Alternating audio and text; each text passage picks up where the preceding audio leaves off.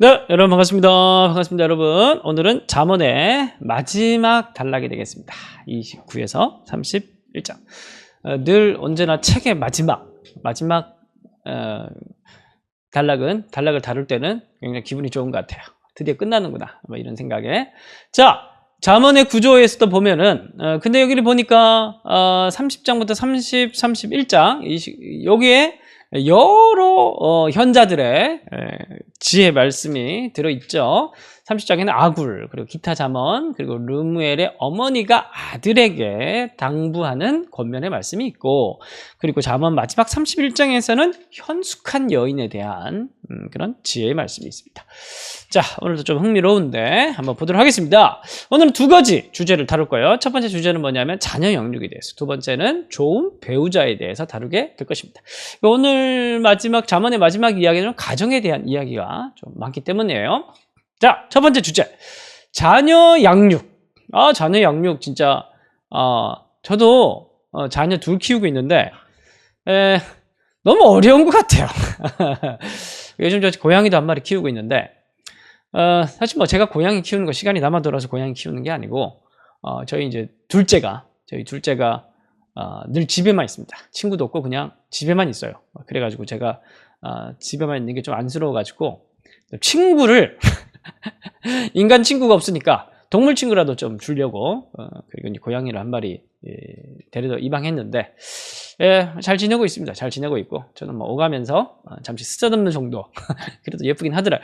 고양이가 너무 예쁜데, 근데 고양이를 키우면서 느꼈던 거는 뭐냐면은 고양이 너무 사랑스럽고 너무 예쁜데, 그리고 고양이 키우면 밥만 주면 되잖아요. 예뻐하면 되고 그럼 지가 알아서 잘 뭐 먹고 크는데 이 인간은 너무 힘든 것 같아요. 인간은 조금만 더 크면 자기 생각이 있고 자기 주관이 있고, 나는 분명히 이렇게 입력을 했는데 출력이 전혀 달라. 내가 원하는 출력이 안 나와. 그래서 인간은 정말 자유의지를 가지고 있는 악한 인간 존재구나, 막 이런 생각들을 늘 좀 하고 있는데 그래서 참 자녀 양육이 참 쉽지 않다 하고 있으면서도 이런 생각들을 많이 가지고 있습니다. 그래서 오늘 지혜자의 얘기를 좀 들어보면서 자녀 양육에 대해서 좀 생각을 해보고, 나아가서는 배우자에 대한 이야기도 좀 우리가 살펴봤으면 좋을 것 같아요. 자, 29장 15절 보시면은 채찍과 꾸지람이 지혜를 주거늘 임의로 행하게 버려둔 자식은 어미를 욕되게 하느니라. 여러분, 그래서 잠언 말씀에 자녀들을 뚝갑 해라, 이런 말씀이 종종 등장합니다. 그래서 제가 어렸을 때 아버님이 저를 패면서 잠언 말씀에 때려도 죽지 않는다, 이런 말씀이 있다, 뭐 이러면서 막 맞았던 그런 기억이 있습니다. 그래서 제가 성경은 참 나쁜 책이다, 이런 어떤 생각을 좀 어렸을 때 좀 가졌던 것 같은데, 근데 여러분 이게 맥락을 잘 보셔야 돼요. 이건 고대 근동 당시에, 그때 당시에 사람들이 자녀들을 훈육하던 그런 문화권에서 이렇게 얘기를 한 거고, 이 말씀을 인용하면서 자녀들을 패고 그러면 안 됩니다. 그러면 안 되고, 늘 이제 성경은 문자적 적용이 아니라 맥락들을 보면서 본질이 무엇인가, 영원히 패는 게 중요한 게 아니라 이 말씀이 말하는 본질이 무엇인가를 여러분들이 좀 잘 파악을 해야 되는데, 중요한 건 뭐냐면은 마음대로 내버려 두지 말라는 거예요. 마음대로 내버려 두지 말고 적절한 경계와 인도가 필요하다, 이제 이런 내용을 지금 얘기를 하고자 있는 건데, 자, 여러분 좀 본질적인 얘기부터 해봅시다. 우리가 보통 세상에서, 보통 이 사회에서 자녀 양육의 목표를 독립을 얘기를 합니다. 자립하는 걸. 보통 사회학자들이. 첫 번째 뭐에 대한 독립이냐면 이제 육체적 자립이죠. 그래서 엄마 막 젖을 주고 그렇게 엄마의 품에서 벗어나서 스스로 일어서서 스스로 먹고 스스로 똥 쌀 수 있는, 이제 그런 이제 육체적 자립, 그게 첫 번째 교육의 목표고, 두 번째는 뭐냐면은 관계적인 독립이죠. 여러분 아이들이 좀 지나가다 보면은 이제 중학생 되고 고등학생 되면은 부모로부터 독립하죠. 이거는 자연스러운 겁니다. 절대 섭섭해하지 마시고 이렇게 되지 않는 게 문제예요.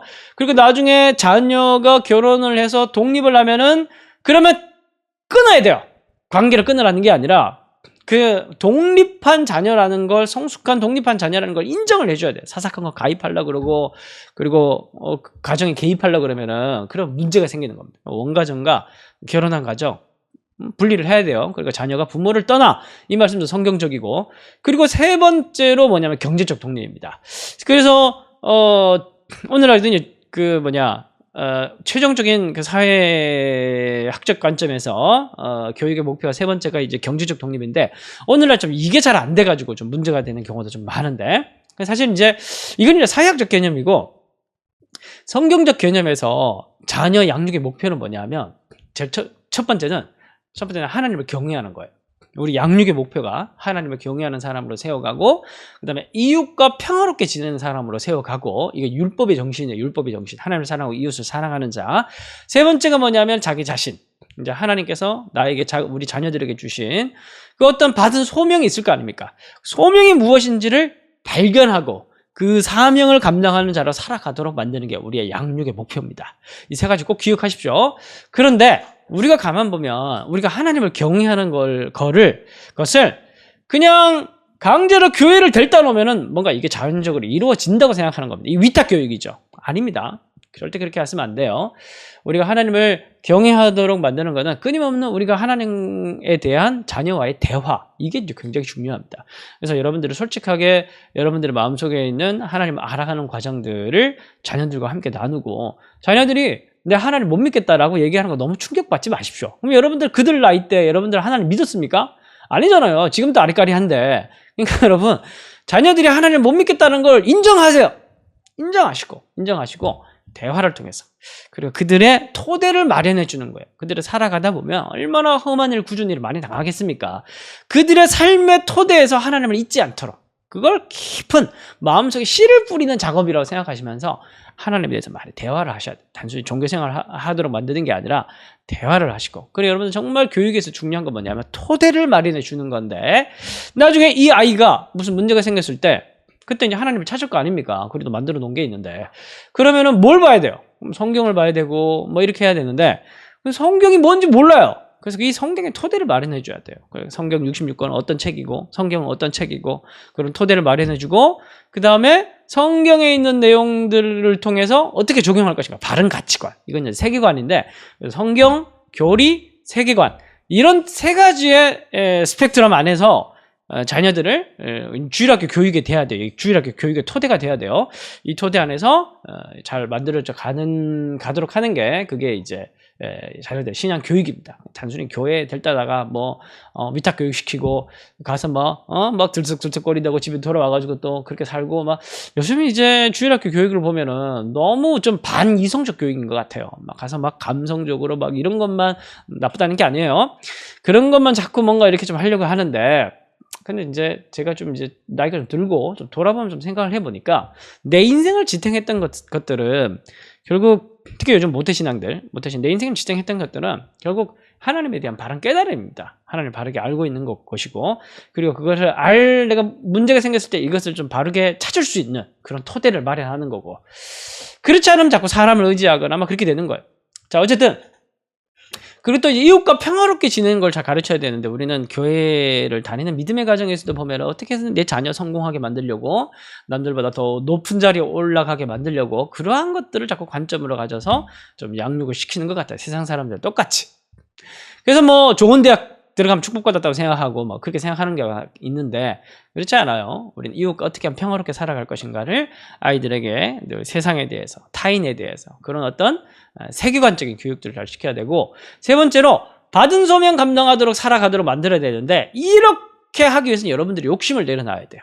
여러분들이 자녀에 대한 어떤 투영되어 있는 욕심. 그래서 어떻게 하면 내 자녀가 그 자신으로 살아가게 만들 것인가. 그래서 어느 정도의 자유롭게 만들어주는 영역들이 분명히 필요하다라는 겁니다. 그래서 이 아이가 자신을 발견할 수 있도록, 청소년기 때 자기 자신을 발견하지 못하면 나중에 대학 가서 방황합니다. 대학 가서 또 발견하지 못하면 결혼해서 방황해요. 그러니까 청소년 때 방황할 수 있도록 마음껏 방황하고 마음껏 자유로운 삶을 통해서 자기 자신을 찾아갈 수 있도록 그런 환경들을 마련해 줘야 돼요. 왜냐하면 어렸을 때는 부모님들이 다 울타리를 쳐주지 않습니까? 그럼 그때 마음껏 실패해도 된단 말이에요.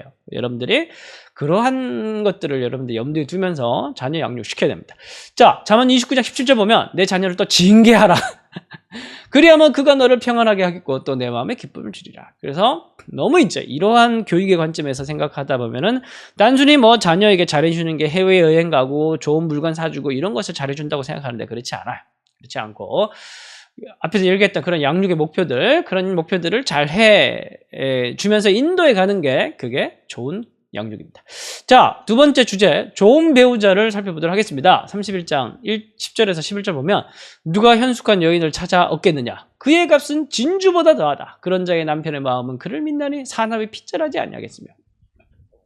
그럼 현숙한 여인이라고 하는데 너무 여성만 생각하지 말고 현숙한 여인, 좋은 남편, 좋은 배우자라고 합시다. 근데 여러분 여기 보면 이 좋은 배우자를 얻는 게 진주보다 더한 가치, 보석보다 더한 가치를 얻는 것이라 이렇게 얘기를 하거든요. 절대 우리는 보통 좋은 배우자를 물질을 많이 가지고 있는, 자산을 많이 가지고 있는, 보석을 가지고 있는 그런 이제 배우자를 좋은 배우자로 생각하는 것 같아요. 이 자본주의 사회에서. 아닙니다. 그게 아니라 그 사람 자체가 보석인 게 그게 진짜 좋은 배우자예요.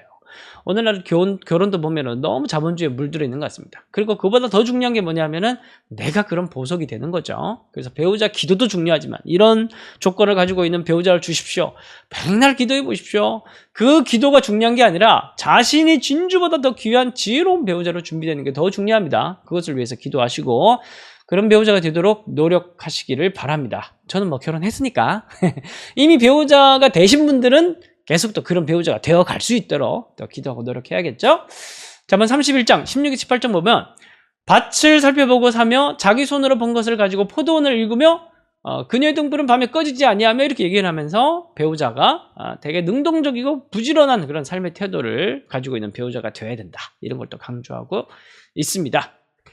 31장 25에서 26절 보면 능력과 종기로 옷을 삼고 후의를 웃으며 입을 열어 지혜를 베풀며 그 혀로 인해 볼 말하며. 그래서 여러분 배우자를 고르거나 여러분 배우자를 준비를 할 때 똑똑한 사람이 되기보다 지혜로운 사람이 되기를 노력해야 되고 고운 것도 거짓되고 아름다운 것도 헛되나 오직 여호와를 경외하는 자는 칭찬을 받을 것이다.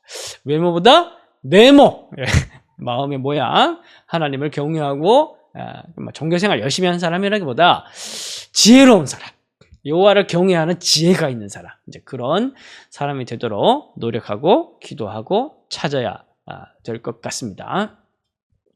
자, 오늘은 이렇게 결혼과 가정에 대해서 살펴봤고 그리고 자녀 양육에 대해서 살펴봤습니다. 우리가 이러한 가정의 주권도 우리에게 있는 게 아니라 우리 자녀도 하나님께 맡기고 하나님께 있음을 우리가 잊지 말고 그의 나라 안에서 통치 안에서 늘 우리가 기도하고 그리고 고민하면서 내어 맡기는 하나님께 내어 맡기는 우리들이 되었으면 좋겠습니다. 자, 기도하고 마치겠습니다. 하나님께 주신 선물인 우리 자녀들을 내 것이라 주장하지 않고 그 선물을 하나님께 다시 돌려드리며 하나님의 주권과 통치 앞에서 우리가 받은 이 선물을 아주 귀하게 존중하며 잘 지혜롭게 양육할 수 있도록 이 아이들을 또한 지혜자로 키워갈 수 있는 우리가 되어줄 수 있도록 하나님을 사랑하고 이웃을 사랑하는 자들로 우리가 키워갈 수 있도록 인도해 주시고 특별히 하나님 우리가 또 배우자를 구하거나 혹은 우리가 지금 배우자이거나 그런 경우에도 우리가 정말 보석 같은 그런 지혜자가 될 수 있도록 그런 지혜로운 배우자가 될 수 있도록 그렇게 우리가 노력하고 그렇게 우리가 구하고 그렇게 살아갈 수 있는 우리가 될 수 있도록 도와주십시오. 정말 돈이 참 오늘날 우리 삶 가운데 가정에까지 파고 들어와서 하나님 돈 때문에 우리가 가정이 참 그렇게 혼탁해지는 경우가 많습니다. 하나님 보석이 중요한 게 아니라 나 자신이 보석이 될 수 있도록 그렇게 우리가 늘 하나님을 경외하고 하나님의 사람이 되어질 수 있도록 인도하여 주옵소서. 그렇게 우리의 가정을 하나님께서 지켜줄 줄 믿사오며 예수님의 이름으로 기도합니다.